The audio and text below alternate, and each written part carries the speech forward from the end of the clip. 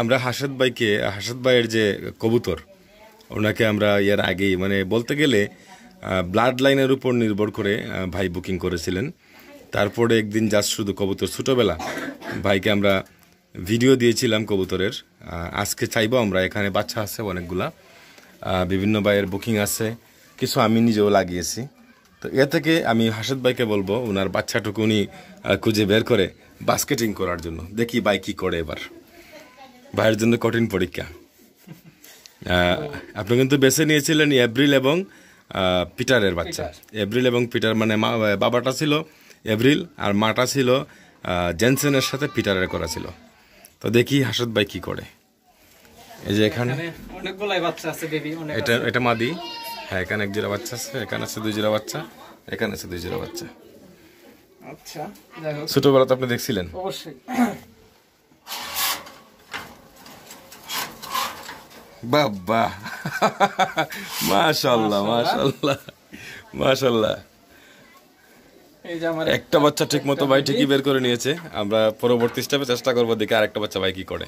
সবাই দোয়া করবেন এই বাচ্চাটা। এটা হয়তো বা সাদা কালার হওয়াতে ভাই সহজেই বের করে নিয়েছে।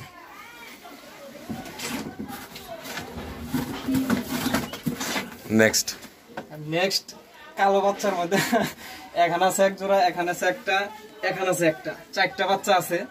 তো এখানে হলো প্রতিযোগিতা, 4টা কালো থেকে কোনটা বের করব। তো যাই হোক একটু দেখি, তারপরে চেষ্টা করি, দেখি হয়তো এখানেই হবে।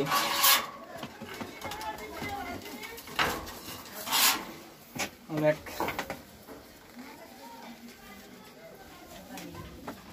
এটাই ভাই, এই বাচ্চাটাই। আপনি কি শিওর? শিওর। মাশাআল্লাহ। ঠিক নাম্বারটা দেখুন তো। এটা ওনাকে দেখাইনি। 478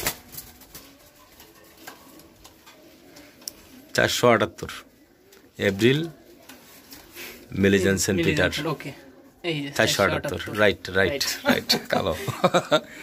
গুড। বুঝতে পারলাম যে দুইটা ফেদারই সেম। যাই হোক, যাক মাশাআল্লাহ। আজান দিতেছে। তো ভাইয়ের হাতে ভাইয়ের কবুতর নিজের হাতে নিয়ে নিজের হাতে বাস্কেটিং, আর আমরা সময় নিতে চাই না। মাগরিবের আজান দিতেছে।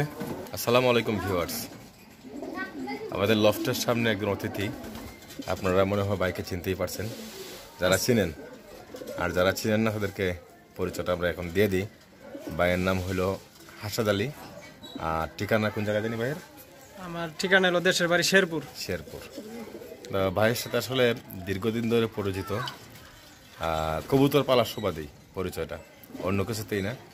আর আজকে আমাদের এখানে রব্বানি লফটে ভাইয়ের আগমন, একমাত্র কবুতর প্রেমকে পুঁজি করেই মূলত আজকে আমার এখানে আগমন। তা উনি বেশ দিন কাল যাবৎ বলছিলেন যে লফটটি ভিজিট করতে চান। তো আজকে আসা হয়ে গেল। আর সবচেয়ে মজার বিষয় হচ্ছে যে ভাইয়ের একটা লফট তিনি করেছেন, একটা ধাপড়ি করেছেন সেম আমার ধাপড়িটার মতো একটা ধাপড়ি উনি করেছেন। এটা মনে হয় অনলাইনে যারা আপনাদের পরিচিত বা ফ্রেন্ড লিস্টে যারা আছেন তারা ভাইয়ের ধাপড়িটা দেখেছেন। তো আজকে মূলত আসা, এর আগেও উনি কিছু বাচ্চা কবুতর আমার কাছ থেকে কালেকশন করেছিলেন। আর মনে হয় দীর্ঘ দেড় মাস আগে বুকিং দেওয়া ছিল এক পেয়ার কবুতরের বাচ্চা। উঠে আজকে উনি নিয়ে যাবেন। ওনার জন্য, এটার জন্যই যে ভাই আমি বলছিলাম যে পার্সেল পাঠিয়ে দিই, যদি আপনার আসতে সমস্যা হয় তাহলে আসেন না। তো উনি বলতেছেন যে না, আমার লফট দেখার খুবই ইচ্ছা, আমি লফটে আপনার দেখবো, আর সাথে সাথে আমি কবুতর জোড়াটি নিয়ে যাব। মূল উদ্দেশ্যটা হলো লফট দেখা। মানে একটা কথা আছে যে রদ দেখা আর কলা বেচা দুইটা একসাথে। তো আজকে হাসাদ ভাইয়েরও সেম এই কাহিনী, রদ দেখা কলা বেচা একসাথে হয়ে গেল। তো হাসাদ ভাইকে আমি কিছু প্রশ্ন করব উত্তরগুলো নেওয়ার জন্য। দেখি হাসাদ ভাই কি বলেন। এই হচ্ছেন আমাদের হাসাদ ভাই। তো ভাইকে যে প্রথম প্রশ্নটা করব সেই প্রশ্নটি হচ্ছে, আপনি যে একটা লফট করেছেন ঠিক আমার এই লফটের মতো একটি লফট আপনি করেছেন, এটা লফটটি এরকম সেম এরকম কপি করার কারণটা কি? আসসালামু আলাইকুম। ওয়ালাইকুম আসসালাম। আমি মোহাম্মদ হাসেদ, আমার গ্রামের বাড়ি হলো শেরপুর, আমি থাকি ঢাকা আশুলিয়া টঙ্গীতে। তো মূলত ইউটিউবে আমি দেখা রব্বানি ভাইয়ের এই লবটা মানে আমার খুব ভালো লাগছে, খুব পছন্দ হয়েছে। তো বানাবো করতে করতে মনের ভিতরে এটা পোষণ করে রাখছিলাম যে একদিন আমি এই লবটাই বানাবো। মানে অনেক ভালো লাগছে আমার, অনেকগুলো লব দেখছি আমি, কিন্তু এই ভাইটার মতো হয় নাই কারোরটা। তারপর একদিন প্রায় 2 বছর পর আমি ভাইয়ের সাথে যোগাযোগ করে আমি বলছি, ভাই আমি তো লব বানাবো, তো আপনি লবটা কেমনে বানাইছেন, কত টাকা খরচ পড়ছে, তো বিস্তারিত আমাকে বলবেন। পরে ভাইয়ের সাথে যোগাযোগ হলো, কথাবার্তা বললাম, পরে ইনশাল্লাহ ভাইয়ের লবটের মধ্যে আমি কপি করছি। তো এখন লবটের সামনে দাঁড়াইলে বা বসে থাকলে মানে মনটা ভরে যায়, এত সুন্দর হয়েছে। আর এই যে ভাইয়ের লবটাও দেখলাম সেম, অনেক ভালো লাগে, এই জন্য আর কি বানাইলাম। যাক মাশাল্লাহ। ভাইয়ের কাছে দ্বিতীয় প্রশ্ন যে আপনার লফটি তৈরি করতে A to Z কত টাকা খরচ হয়েছে? আমার লবটা তৈরি করতে রড সহ খরচ হয়েছিল ৭৩,০০০, আর গাড়ি ভাড়া আছে ৭,০০০, রঙের ১৫০০, মিস্ত্রি খরচ ৫০০, টোটাল কত বলছেন? টোটাল ৮২,০০০। ৮২,০০০ টাকা। তাহলে আমরা করেছিলাম ৬১,০০০-এর মতো, আর আপনি করেছেন ৮২,০০০ টাকা। ৮২,০০০, হয়তো বা পরিবহন খরচটা আপনার বেশি লেগে গেছে। ওটা বাদ দিয়ে ৭৩,০০০। আচ্ছা, আপনি যে লফট ভিজিটে আসলেন, তো দেখে কেমন লাগলো? মাশাআল্লাহ ভাই, অনেক ভালো লাগছে। ভালো লাগছে? বাস্তব আর ভিডিও দুটাই মিল আছে। মিল আছে? আচ্ছা, দুটাই মিল আছে, আলহামদুলিল্লাহ। তারপর কবুতরগুলো দেখলেন, কেমন দেখলেন? মাশাআল্লাহ ভাই, কবুতরগুলো অনেক সুন্দর। তো যারা ভিডিওগুলো দেখে তারা বুঝতে পারবে যে আসলে কবুতরগুলা কি, আর বাস্তবে এসে দেখলে না, তো আরো ভালো লাগে। এটা আবার আমার সামনে বলতেছেন বলে বাড়াইয়া বলবেন না। না এটা না আমি ভাই, না না। আচ্ছা, আপনি যে এর আগে 7 পিস কবুতর কালেকশন করছিলেন, আর বর্তমানে কালেকশন করতেছেন 2 পিস কবুতর, টোটাল হলো আপনার 9 পিস কবুতর। 9 পিস। তো 9 পিস কবুতর তো 7 পিস কবুতরের চর্চা আপনি করেছেন, আর 2 পিস কবুতর হয়তো বা পরবর্তীতে আপনি করবেন। তো 7 পিস কবুতরের চর্চা করে আপনার ফিলিংসটা কেমন জানতে চাই। মাশাআল্লাহ ভাই, ফিলিংস এই রেসার কবুতরের জগতে আসে ভাই অন্যরকম ফিলিংস। আমার আরো রেসার কবুতর আছে, কিন্তু এই যে আপনার কাছ থেকে 7 পিস নিছি, তো মাশাআল্লাহ ভালো, খুব ভালো ফ্লাইং করে। বিশেষ করে পিটার ব্যান 2টা কবুতর আছে কালো, এর কথা তো মানে বলাই যাবে না। তাই এরা যে কেমন ফ্লাইং করে, আচ্ছা এটা ভাই যে পালবে সে বুঝবে যে রেসার কবুতরগুলা কি। আচ্ছা আচ্ছা আচ্ছা। এর আগে কি কবুতর পুষতেন? এর আগে প্রথম শুরু ছিল আমার দেশি কবুতর, তারপর আসলাম এই গিরিবাজ কবুতর মূলত ফ্লাইং করার জন্য, পরে আসলাম এই রেসার কবুতর জগতে। তো আপনার এই যে ইউটিউবে ভিডিওগুলো দেখে খুব ভালো লাগতো যে কবুতরগুলো উড়ে, দেখা গেছে 1 মাস 2 মাস পরও কবুতরগুলো রিটার্ন আইসা পড়ে, হারায় না, বাজে আক্রমণ করলেও যদি ও বাইসা থাকে তারপরে ও রিটার্ন আসে বাড়িতে। মূলত এই জন্য কবুতরের প্রতি আরো বেশি আগ্রহ, মজাটা আলাদা। মজাটা আলাদা মজা। অন্যদিন তো যে আসবেই। অন্য সময়টা যে অন্য কবুতর পোষাতে সময়টা কেটেছে, আর এখন রেসার কবুতর পোষায় আপনার সময়টা কাটতেছে, তো দুইটার মধ্যে ব্যবধান।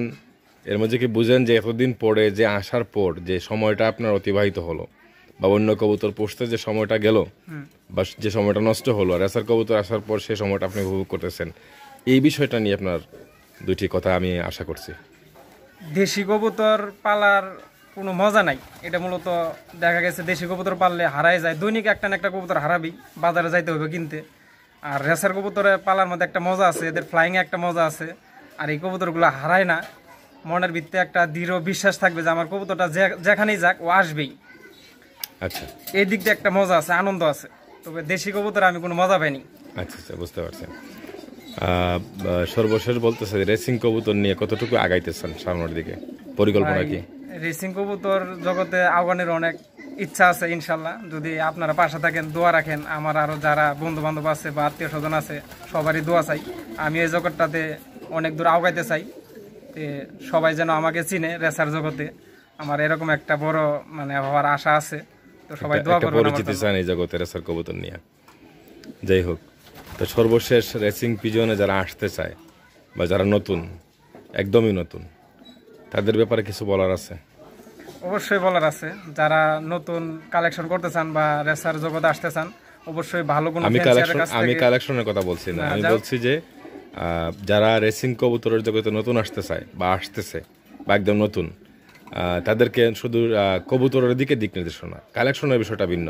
কে কোথা থেকে কালেকশন করবে এটা তার ব্যক্তিগত বিষয়। অবশ্যই আমি এই বিষয়ে কথা বলবার জন্য বলছি না, আমি জাস্ট শুধু বলছি যে রেসিং পিজন সম্পর্কে আপনার দুটি কথা নতুনদের জন্য। নতুনদের জন্য আমি যেমন নতুন, যারা নতুন আসবেন আসেন, অবশ্যই রেসিং কবুতরটা মানে আপনারা পারলে উপকৃত হবেন, আনন্দ লাভ করবেন। এছাড়াও যে যদি রেস করেন এত অনেক কিছু উপভোগ করবেন, শিখবেন, শেখার শেষ নাই। তো অবশ্যই আসবেন রেসার কবুতর জগতে। এই দেশি কবুতর না পাইলে 2-1 জোড়া করে আপনারা রেসিং কবুতর সংগ্রহ করেন। আস্তে আস্তে আস্তে আস্তে আপনারা ধাপে ধাপে এগোবেন, মজা যারা পাই নতুন। যাবেন। হ্যাঁ, রাইট রাইট, ওই কথাটাই আমি আশা করছিলাম যে দিক নির্দেশনাটা। তো যাই হোক, আজকে তো কষ্ট করে আসলেন যে রব্বানি লফট ভিজিট করার জন্য। জি। তো কষ্ট করে আসলেন, ইচ্ছা করলে কিন্তু কবুতর জোড়াটা পার্সেলও নিয়ে যেতে পারতেন। তো লফট ভিজিটে কষ্ট করে আসার পর আপনার ফিলিংস বা আপনার আত্মতৃপ্তি কেমন? মাশাআল্লাহ ভাই, অনেক ভালো লাগছে, মনটা জোড়ায় গেল, আচ্ছা, তৃপ্তিও পাইলাম। এসে কিছু কবুতর ফ্লাইং দেখলাম, 5-6 পিস কবুতর, মাশাআল্লাহ ভাই। এগুলা কথা বইলা কাউকে বোঝানো যাবে না, বোঝানো যারা পালবে দেখছে বা উড়ায় হেরা বুঝবে যে আসলে কেমন লাগে যাক, কবুতরগুলা ফ্লাইং দেখলে। মাশাআল্লাহ। আমরা আমাদের কবুতরের জন্য দোয়া চাই, আমাদের লফটের পরিচর্যা যেন আমি যাতে ঠিকমতো করতে পারি সেই দোয়াটাও চাই। আর ওই রকম হাসাদ ভাইয়ের মতো যারা আছেন, যারা মোটামুটি নতুন, তাদের জন্য দোয়া চাই আজকের ভিডিওর মাধ্যমে। পুরাতন যারা আছেন তাদের কাছে আহ্বান করি, নতুনদেরকে এগিয়ে নিয়ে যান, দিক নির্দেশনা দেন, তাদের হাত ধরে একটু টেনে উপরে তোলার চেষ্টা করেন। আশা করি ইনশাল্লাহ রেসিং পিজন সেক্টরটা অনেক উপরে উঠে যাবে। এই জন্য সবার একাত্মতা পোষণ করে কাজ করতে হবে, কাউকে হেয় প্রতিপন্ন করে নয়। সবাই চেষ্টা করবো আমি নিজে আগাই আর আমার সাথে 10 জনকে এগিয়ে নিই। যে যেটুকু বুঝি ওইটুকু সেবাটুকু দিয়ে যাওয়ার চেষ্টা করলেই হয়তো আমরা ডেভেলপ হতে পারবো। আর আমি একজন নগণ্য মানুষ, আমার বলার আসলে কিছুই নাই। তো আমার কবুতরের জন্য দোয়া করবেন, আর বিশেষ করে ওদের খেদমতটা যেন আমি ঠিকমতো করে যেতে পারি। আর ওদের সামনে যে রেস্টটুকু আছে সেই রেস্টটুকু যাতে ওদেরকে দিয়ে ঠিকমতো কমপ্লিট করতে পারি, সেই দোয়ার দরখাস্ত রেখে আপনাদের কাছে আমি আরিফ রব্বানী এখানে বিদায় নিলাম। আর সর্বশেষ বলবো, সহযোগিতার হাতটা বাড়িয়ে দিন যে যেমন জানেন। আর আমি যেটুকু জানি বা যেটুকু বুঝি তা আপনাদের সামনে প্রতিদিন ভিডিও আকারে শেয়ার করার চেষ্টা করি। তো আজকে রব্বানির লফট থেকে আমি আরিফ রব্বানী হাসাদ ভাইকে নিয়ে আজকের মতো এখানে বিদায় নিলাম। ভালো থাকবেন, সুস্থ থাকবেন, আনন্দে থাকবেন। ভাই, দর্শকের শেষ বিদায়টুকু। তো সবাই আমার জন্য দোয়া করবেন, রব্বানী ভাই এবং রব্বানী ভাইয়ের যে লফট, ওনার জন্য কবুতর, ওনার জন্য দোয়া করবেন, ওনার কবুতরগুলো যেন সুস্থ থাকে। তো সবাইকে শুভকামনা। আসসালামু আলাইকুম।